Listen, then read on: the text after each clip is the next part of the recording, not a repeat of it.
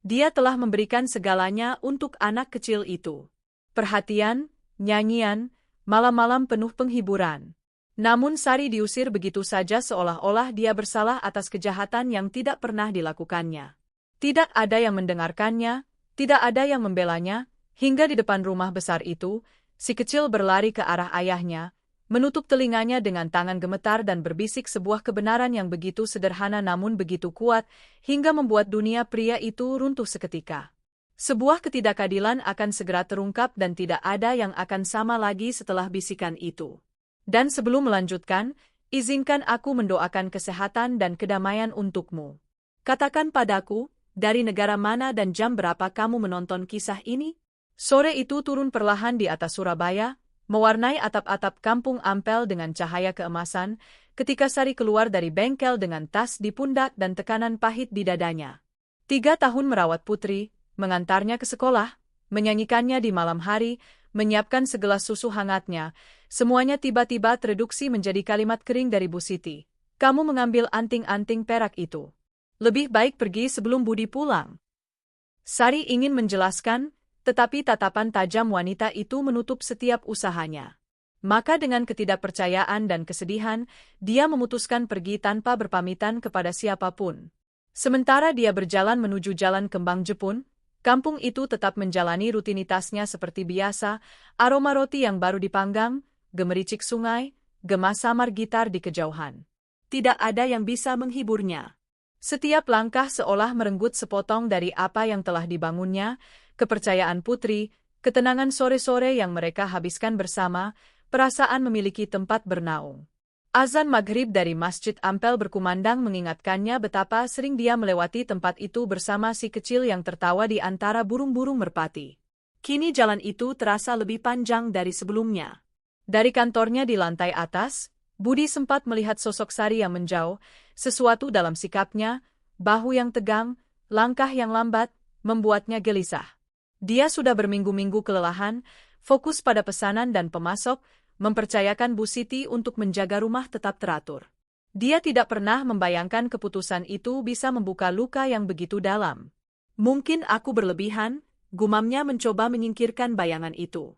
Tetapi kegelisahan itu tetap bersarang di dadanya, terutama ketika mengingat bahwa anting-anting itu menghilang tepat setelah Bu Siti masuk sendirian ke kamar.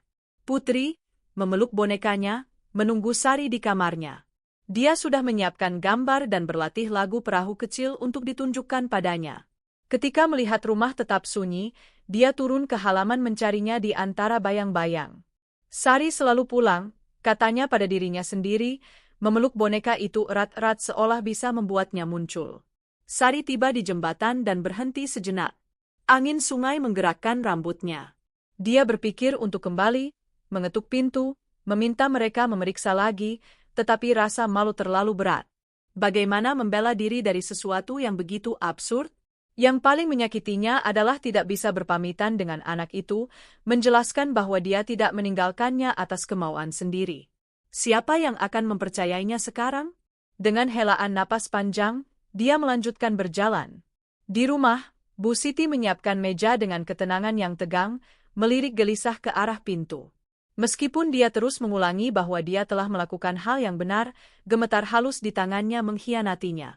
Hilangnya anting-anting dan sikap tertutup Sari telah cocok dengan sempurna dalam kecurigaannya, tetapi kini keraguan diam-diam mulai mengganggunya, terutama ketika mengingat bahwa dia sendiri telah memindahkan beberapa barang hari itu tanpa memberitahu siapapun. Budi turun ke halaman, tidak mampu berkonsentrasi pada pekerjaannya. Dia menemukan Putri duduk di anak tangga dengan mata berkaca-kaca. "Di mana Sari?" tanyanya. "Dia pergi lebih awal. Besok kamu akan melihatnya," jawab Budi mencoba terdengar meyakinkan. Putri menggeleng pelan. "Tidak, dia selalu berpamitan." Kalimat itu menusuk dadanya. Di kamar kecilnya di Jalan Embong Malang, Sari meletakkan tasnya dan duduk di tepi tempat tidur tanpa menyalakan lampu. Dinding bercat putih, jendela sempit, dan keheningan pekat mengelilinginya. Dia teringat tawa Putri, aroma halaman, musik lembut malam-malam itu. Semuanya seolah menjauh seakan dicabut secara tiba-tiba. Dia berpikir untuk menelepon Budi, tetapi tidak berani. Apa yang akan dia katakan? Bahwa dia tidak melakukan apa-apa? Bahwa Bu Siti salah? Dia berbaring perlahan, dikalahkan oleh kelelahan. Di rumah kampung Ampel, Budi mengangkat pandangannya ketika mendengar lagi tangisan anak itu. Tusukan ketidakpastian menembusnya dan untuk pertama kalinya sejak kejadian itu, dia merasa bahwa semua ini mungkin bukan seperti yang terlihat. Dan sementara bulan naik di atas kampung, sebuah pertanyaan tumbuh dalam diam di dalam dirinya. Bagaimana jika anting-anting itu tidak menghilang seperti yang dia kira? Pagi itu menyingsing dalam keheningan di rumah kampung Ampel, seolah-olah bahkan dinding-dinding pun menyadari ada sesuatu yang hilang. Budi turun ke dapur dengan langkah lambat, tanpa tidur nyenyak. Aroma kopi yang baru diseduh tidak mampu menyegarkannya dan sambil mengaduk cangkir, dia kembali melihat bayangan Sari yang pergi sore sebelumnya. Ada sesuatu dalam ingatan itu, bahu yang merosot, kelelahan yang berbeda yang tidak bisa disingkirkannya dari pikiran. Itu bukan sikap seseorang yang melarikan diri, melainkan seseorang yang telah disakiti. Putri muncul dengan piyama, memeluk bonekanya tanpa energi seperti biasanya. Dia naik ke kursi tanpa berkata apa-apa. Budi mengelus kepalanya. Mau sarapan apa, sayang? Dia menggeleng pelan. Kalau Sari ada di sini, dia akan membuatkanku roti panggang. Budi mencoba tersenyum, tetapi sia-sia. Hari ini aku yang buat. Ya? Anak itu tidak menjawab. Pandangannya terpaku pada pintu seolah berharap melihatnya terbuka kapan saja. Bu Siti masuk kemudian, lebih kaku dari biasanya, menghindari tatapan Budi. Dia mengeluarkan susu dari kulkas dan mulai menyiapkan meja dengan gerakan mekanis. Semua baik-baik saja? Tanya Budi. Ya, Pak. Semua beres. Tetapi suaranya terdengar terlalu kering, terlalu terkontrol. Putri menatapnya sejenak dengan dahi berkerut seolah menangkap sesuatu yang tidak ingin dikatakan orang dewasa. Budi teringat sekilas bahwa pagi itu Bu Siti mengatakan dia tidak masuk ke kamar tempat anting-anting menghilang, padahal dia sudah berhari-hari memindahkan barang-barang di sana. Dalam perjalanan ke sekolah, anak itu berjalan dengan tangan Budi tergenggam di tangannya, tetapi tanpa melompat-lompat di atas ubin atau menyanyikan apapun. Ketika mereka melewati taman kecil tempat biasa dia bermain dengan Sari, dia berhenti. Ayah, dia akan kembali. Budi terdiam, menelan dengan susah payah. Aku tidak tahu, sayang. Jawaban itu jatuh seperti bayangan di atas pagi yang kelabu. Sekembalinya ke rumah tanpa Putri, Budi langsung mencari Bu Siti. Dia menemukannya sedang merapikan taplak meja di ruang tamu. Kemarin kamu bertindak sangat cepat, katanya tanpa basa-basi. Aku ingin kamu jelaskan persis apa yang terjadi. Wanita itu mengatupkan bibirnya. Anting-anting itu menghilang. Hanya dia yang masuk ke kamar itu, tidak ada keraguan. Kamu sudah memeriksa dengan benar, desak Budi. Saya sudah memeriksa cukup. Kepastian yang dipaksakan itu hanya menambah kegelisahannya, terutama karena Bu Siti tampak menghindari detail. Dia kemudian naik ke lantai atas dan membuka kotak tempat perhiasan disimpan. Semuanya tertata rapi, tetapi ketiadaan anting-anting itu kini terasa seperti kekosongan yang terlalu presisi. Namun ada sesuatu yang tidak cocok. Sari mengenal nilai emosional dari benda-benda itu, dia tidak akan pernah mengambil risiko dengan tindakan seperti itu. Dia menutup kotak itu perlahan, merasakan beban ketidakpastian. Dia mencoba melanjutkan pekerjaan di bengkel, tetapi peralatan terasa lebih berat dari biasanya. Dia tidak bisa berkonsentrasi dan akhirnya memutuskan untuk kembali ke rumah memeriksa ruang kerja, tempat Sari kadang merapikan dokumen. Dia membuka laci-laci, memindahkan buku-buku, mencari petunjuk, tidak menemukan apapun hingga dia melihat sepotong kain menyembul dari bawah meja samping. Dia membungkuk dan menariknya perlahan. Itu adalah kaos kaki milik Putri yang sudah berhari-hari mereka cari. Dia mengamatinya dengan keheranan. Pagi itu Sari tidak membersihkan ruang kerja. Dia sibuk di dapur menyiapkan makan siang. Jika Bu Siti menegaskan tidak pernah masuk, bagaimana benda itu bisa berakhir di sana? Lalu siapa yang sebenarnya berada di ruangan itu? Budi terdiam memegang kaos kaki itu di antara jari-jarinya. Dia merasakan sebuah gagasan yang mengganggu mulai terbentuk seperti kabut yang akhirnya mengambil wujud. Pada saat itu, bel pintu berbunyi sebentar. Seorang tetangga menyapa sambil lewat, tetapi dia hampir tidak mendengarnya. Sesuatu di dalam dadanya terasa tertekan kuat. Untuk pertama kalinya sejak tuduhan itu, dia memahami bahwa mungkin kebenaran bukanlah yang telah dia terima begitu mudah dan sambil menyimpan kaos kaki itu di sakunya, dia tahu dengan kejelasan yang hampir menyakitkan bahwa kepergian Sari bukanlah bab yang tertutup, melainkan awal dari pencarian yang belum dia tahu akan membawanya kemana. Menjelang sore, Budi memutuskan untuk mampir ke sekolah sebelum kembali ke bengkel. Dia tidak biasa melakukannya pada jam itu, tetapi sesuatu di dalam dirinya meminta untuk melihat Putri, memastikan dia baik-baik saja. Dia menemukannya di halaman, duduk sendirian di bangku, menggambar kupu-kupu dengan goresan yang kikuk. Ketika melihatnya, anak itu mengangkat kepalanya dengan cahaya yang redup. "Ayah, hari ini Sari juga tidak datang." Dia duduk di sampingnya perlahan. "Aku tahu, sayang." Putri menatap gambar di tangannya. Dia bilang kupu-kupu tidak pernah tersesat, mereka hanya terbang agak jauh. Budi merasakan simpul di tenggorokannya. Kata-kata yang diucapkan dengan begitu polos itu menghantamnya lebih dari yang dia duga. Dia membawanya pulang dan meninggalkannya bersama Bu Siti, yang menyambutnya dengan senyum kaku. Budi mengamati adegan itu beberapa detik. Anak itu naik tangga dengan enggan dan wanita itu menghindari menatapnya langsung. Ada terlalu banyak keheningan yang tidak nyaman di rumah itu. Ketika pintu tertutup, dia mengambil kunci mobil dan pergi menuju kampung tempat dia tahu Sari tinggal. Dia tidak punya rencana yang jelas, hanya kebutuhan untuk mencari jawaban. Jalan-jalan di Darmo sepi, dimandikan cahaya oranye senja.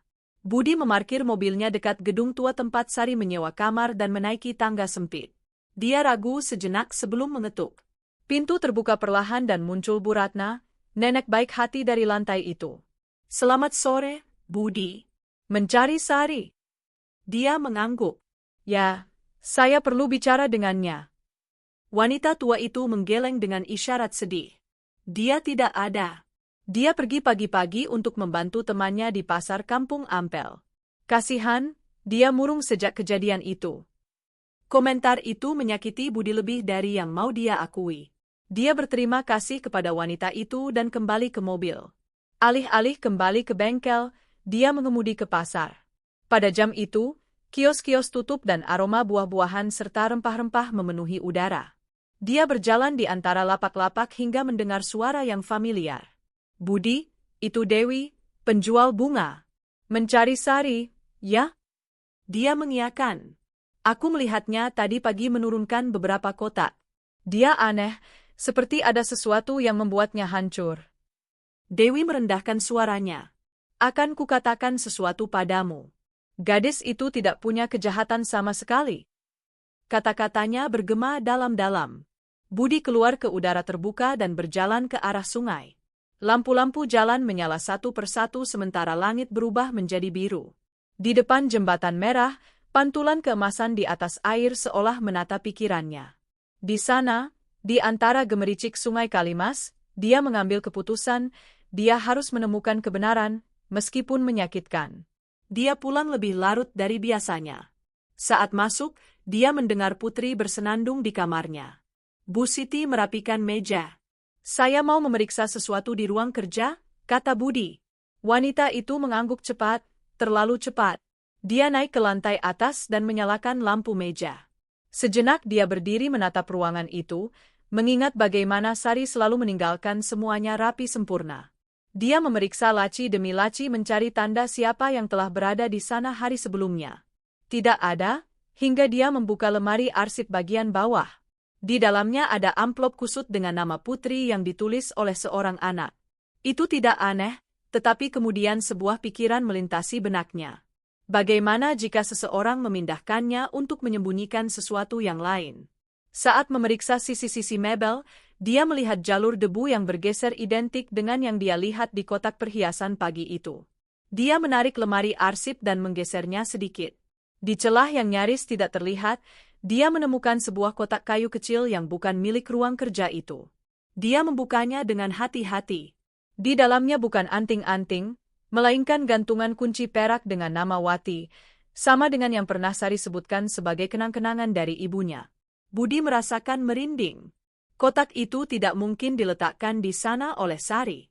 Gadis muda itu tidak akan pernah menyembunyikan sesuatu yang begitu berarti baginya, apalagi di tempat yang begitu aneh. Dia menutup-tutupnya dan menuruni tangga dengan langkah tegas. Bu Siti mengangkat pandangannya ketika melihatnya turun. Anda menemukan sesuatu, Pak? Dia meletakkan kotak itu di atas meja, menatapnya langsung. Wanita itu terdiam seolah sesuatu telah menghentikan napasnya. Keheningan menjadi begitu pekat hingga memenuhi seluruh rumah. Dan dalam keheningan itu, Budi memahami bahwa dia sangat dekat dengan kebenaran yang tidak ingin dilihat siapapun. Rumah itu sunyi setelah Budi meletakkan kotak kecil itu di atas meja. Bu Siti menatapnya dengan gelisah, seolah benda sederhana itu mengungkapkan lebih dari yang bersedia dia akui. Budi menjaga suaranya tetap rendah, tetapi tatapannya tegas. Jelaskan kepada saya mengapa ini tersembunyi di belakang lemari arsip. Wanita itu meremas tangannya dengan gugup. Saya hanya berpikir lebih baik Sari tidak terus ada di sini. Dia mengerutkan kening. Mengapa? Wanita itu lambat menjawab. Dia mendapatkan terlalu banyak kepercayaan, Pak. Saya takut semuanya akan lepas kendali. Budi kemudian memahami bahwa anting-anting itu tidak pernah menjadi masalah yang sebenarnya. Kecurigaan itu tidak lahir dari benda yang hilang, melainkan dari kecemburuan wanita itu. Anda mengusirnya tanpa bukti, gumamnya. Putri tidak berhenti menangis. Bu Siti menundukkan pandangannya, tidak mampu membela diri. Saya pikir saya melakukan hal yang benar. Dia menggeleng perlahan. Tidak. Dan lagi pula Anda sendiri bilang tidak menyentuh apapun di ruang kerja, tetapi debu yang bergeser membuktikan hal lain. Besok jangan kembali. Dia kemudian naik untuk melihat Putri. Anak itu tidur dengan boneka dipeluk erat di dada. Matanya masih bengkak. Dia membelai dahinya dengan lembut. Akan kubreskem, bisiknya. Janji itu meneguhkan keputusannya. Keesokan paginya, setelah mengantarnya ke sekolah, dia langsung mengemudi ke pasar Kampung Ampel. Suasana dipenuhi suara-suara, aroma kopi, dan kotak-kotak yang ditutup. Budi bertanya terlebih dahulu kepada Dewi, penjual bunga, yang menyapanya dengan campuran terkejut dan sayang. Aku melihatnya kemarin, katanya, dia terlihat sedih. Sepertinya dia menghabiskan banyak waktu di tepi sungai. Petunjuk itu cukup untuk membawanya ke Sungai Kalimas. Jembatan merah hampir kosong. Cahaya tengah hari terpantul di air ketika Budi melihatnya duduk sendirian di bangku, menatap sungai tanpa berkedip, seolah mencari sesuatu dalam gerakan air yang bisa melegakannya. Dia mendekat perlahan. Sari. Dia tersentak dan berdiri. Pak Budi, apa yang Bapak lakukan di sini? Dia menarik napas dalam-dalam. Saya datang untuk minta maaf. Sari menundukkan pandangannya dengan tegang. Bapak tidak perlu melakukannya. Perlu? Budi berdiri di hadapannya. Kami menuduhmu tanpa mendengarkanmu dan aku menemukan sesuatu di ruang kerja yang membuktikan bukan kamu. Dia memeluk lengannya sendiri. Tidak ada yang akan mempercayaiku. Dia menggeleng. Putri, ya. Tidak ada malam yang berlalu tanpa dia memanggilmu. Komentar itu meruntuhkan pertahanan Sari. Matanya berkaca-kaca, meskipun dia mencoba menyembunyikannya. Dia sangat merindukanmu. Budi melangkah maju. Aku ingin kamu kembali. Bukan untuk melanjutkan seolah tidak terjadi apa-apa, tetapi untuk berbicara, memperbaiki, dan mengembalikan apa yang hilang dari anak itu. Sari menelan ludah. Dan Bu Siti. Dia sudah tidak ada lagi. Dan aku akan mencari tahu apa lagi yang dia sembunyikan. Angin menggerakkan rambutnya dengan lembut. Sari menatap sungai sejenak sambil menarik napas dalam-dalam. Ada rasa sakit, tetapi juga kelegaan di matanya. Aku tidak tahu apakah aku bisa kembali seperti dulu. Aku tidak memintamu untuk itu, jawab Budi. Hanya kembali dan kita bicara dengan tenang. Putri butuh kebenaran, bukan keheningan yang tidak adil. Dia mengamatinya lama, menimbang kata-katanya. Akhirnya dia mengangguk sangat perlahan. Itu adalah isyarat kecil, tetapi cukup bagi Budi untuk mengetahui bahwa masih ada jalan yang mungkin untuk membangun kembali apa yang telah hancur. Keesokan harinya, Budi tiba lebih awal di sekolah untuk menjemput Putri. Anak itu berlari ke arahnya, tetapi kali ini tanpa semangat seperti biasanya. Ayah, aku bermimpi Sari kembali, katanya dengan suara gemetar. Dia berjongkok menyamakan tingginya. Mungkin mimpimu tidak jauh dari kenyataan, sayang. Putri menatapnya dengan terkejut dan Budi memahami betapa anak itu membutuhkan harapan itu. Dia membawanya pulang, menyiapkan camilan sederhana dan duduk bersamanya di halaman. Aroma bunga melati memenuhi udara. Ayah, Sari akan datang hari ini, tanyanya dengan suara lirih. Budi ragu hanya sedetik. Dia akan datang segera, sayang. Dan ketika dia datang, aku ingin kita ceritakan bagaimana perasaan kita tanpanya. Anak itu mengangguk dan memeluk bonekanya lebih erat. Sementara Putri menonton kartun, Budi merapikan rumah, mengumpulkan kertas-kertas dan menghilangkan jejak-jejak terakhir keberadaan Bu Siti. Seolah dia perlu membersihkan juga suasana, membebaskan ruang untuk apa yang akan datang. Dia melirik jam berkali-kali mencoba tetap tenang. Sore itu berlalu di antara keheningan dan harapan yang tertahan. Hampir menjelang malam, seseorang mengetuk pintu. Budi merasakan jantungnya berdebar. Dia membuka dan di sana berdiri Sari dengan malu-malu memegang kantong kertas kecil. "Selamat sore," gumamnya. Dia memberi isyarat untuk masuk. "Silakan masuk." Dia melangkah melewati ambang pintu dengan hati-hati seolah takut memecahkan sesuatu yang tak terlihat. Rumah itu, tanpa Bu Siti, terasa lebih terang, lebih terbuka. Sari langsung menyadarinya.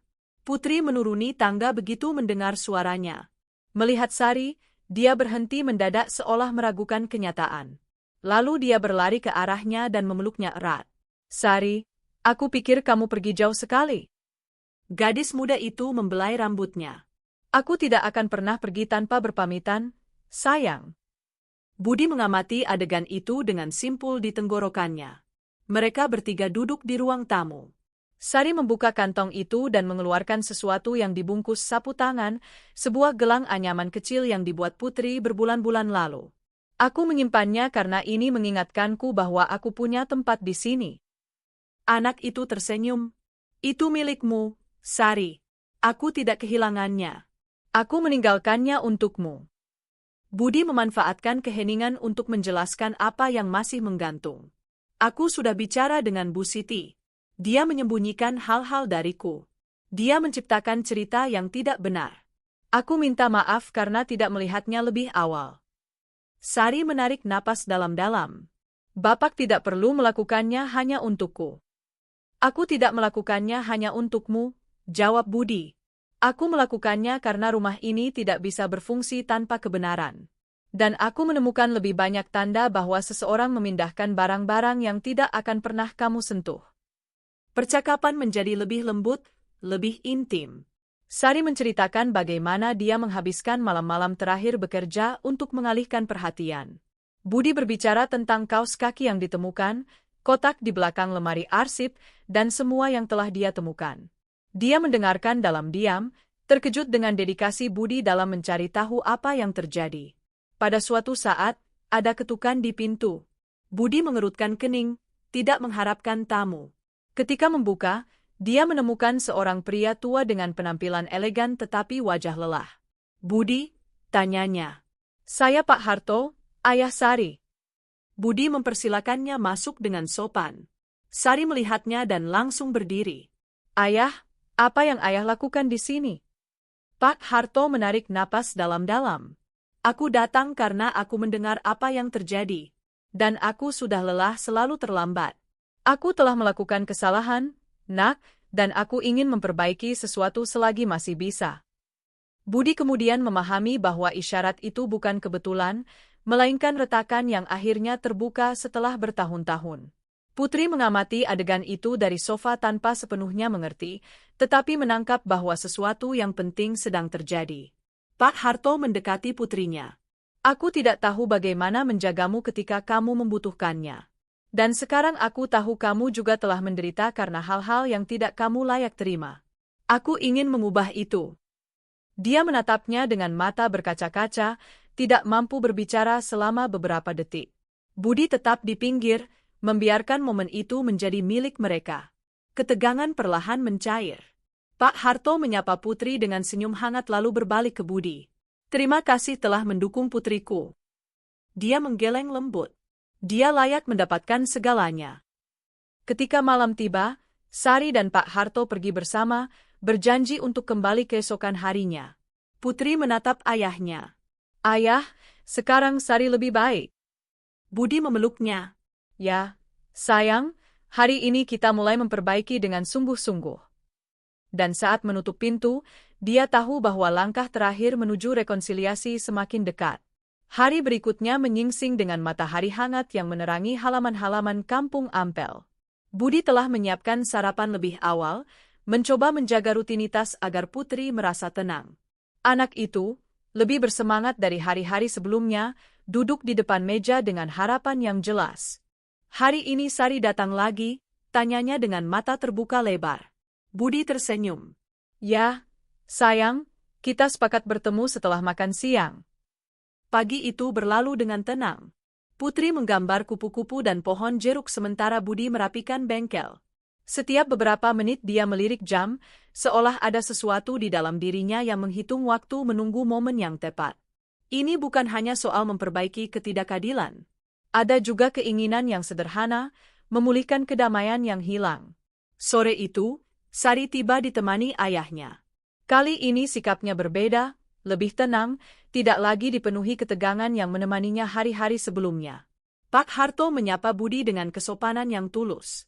Terima kasih sudah menerima kami.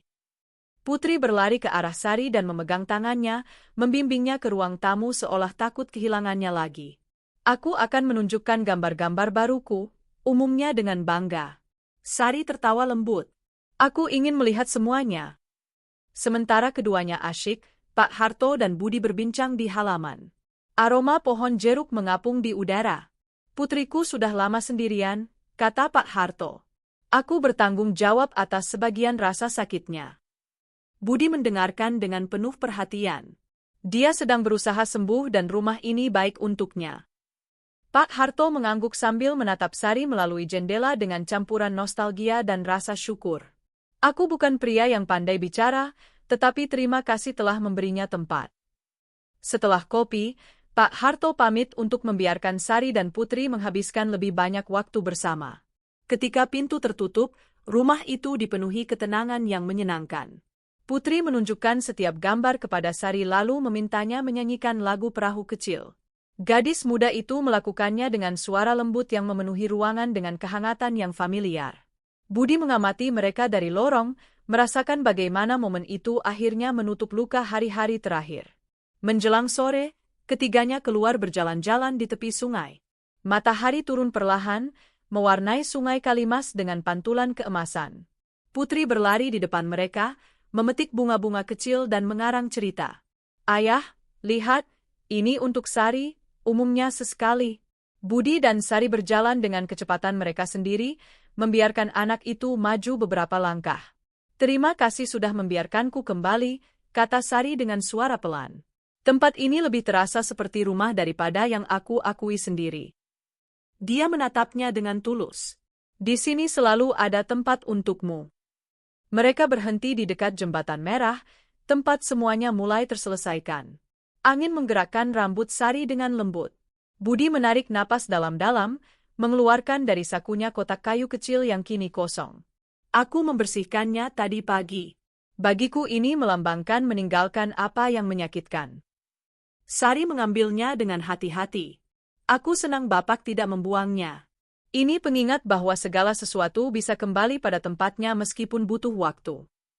Tidak ada ketegangan romantis, hanya pemahaman yang sederhana dan jujur. Putri kembali berlari, menginterupsi momen itu dengan tawa riang. Ayo pulang. Aku mau coklat panas. Keduanya tertawa dan interupsi spontan itu terasa sempurna seperti tanda bahwa semuanya bergerak menuju tempat yang baru. Kembali ke rumah, mereka duduk bersama mengelilingi meja. Cahaya hangat senja masuk melalui jendela. Sari menatap Budi lalu Putri dan tahu bahwa meskipun ada rasa sakit di masa lalu, dia telah menemukan sesuatu yang layak dibangun kembali, sebuah ikatan yang bersih, tempat berlindung bersama, kemungkinan yang nyata. Dan sementara Putri membagikan cangkir coklat dengan keseriusan yang berlebihan, Budi dan Sari bertukar pandang tenang yang cukup untuk memeteraikan awal yang halus namun mendalam. Satu di mana kebenaran, keluarga, dan kasih sayang akan menjadi fondasi dari semua yang akan datang. Terkadang hidup mengejutkan kita dengan keheningan yang tampak seperti luka, tetapi sebenarnya adalah pintu yang terbuka menuju sesuatu yang lebih manusiawi. Dalam ketenangan sore itu di tepi Sungai Kalimas, ketika tawa putri memenuhi udara dan Sari memulihkan tempat yang dia pikir telah hilang, sesuatu yang mendalam menjadi jelas. Tidak selalu akhir datang dengan kebisingan, terkadang mereka datang dengan ketenangan yang mendamaikan. Jika kisah ini menyentuh hatimu, tulislah angka 1 di kolom komentar. Jika menurutmu ada bagian yang bisa diperbaiki, tinggalkan angka 0, karena pada akhirnya nilai sejati bukan terletak pada benda-benda yang menghilang atau kesalahan yang dilakukan orang lain, melainkan pada kemampuan kita untuk memperbaiki, mengulurkan tangan, dan kembali menatap orang lain dengan kejujuran. Kasih sayang yang tulus ketika diberikan tanpa syarat dapat mengubah seluruh takdir. Ia adalah benang tak terlihat yang menopang mereka yang mengira telah kehilangan rumah. Dan ketika seseorang menerima kesempatan kedua, cahaya kecil itu bisa cukup untuk menerangi seluruh jalan. Seperti lampu redup yang tetap menyala di jendela rumah tua, cukup satu isyarat kebaikan untuk membimbing kita bahkan di malam-malam tergelap kehidupan. Mungkin kisah ini mengingatkan kita bahwa kita semua pada suatu saat membutuhkan tempat untuk memulai kembali. Mungkin ini mengajak kita memikirkan orang-orang yang kita biarkan pergi karena takut, karena terburu-buru, atau karena tidak cukup mendengarkan. Hari ini, saat kita mengikuti langkah-langkah Sari, Budi, dan Putri, mungkin kita bisa bertanya pada diri sendiri, kepada siapa seharusnya kita membuka pintu lagi? Ikatan mana yang layak mendapat pandangan kedua? Jika kisah ini menyentuh hatimu, izinkan aku mengajakmu membagikannya kepada seseorang yang membutuhkannya. Terkadang cerita sederhana adalah semua yang diperlukan untuk mengembalikan sedikit harapan. Dan jika kamu ingin terus menemani kami dalam lebih banyak kisah yang merayakan kebenaran, keluarga, dan kebaikan, aku akan senang jika kamu tetap di sini, karena pada akhirnya kita sedikit seperti mereka, para pejalan yang menemukan makna ketika memutuskan untuk tidak melakukannya sendirian.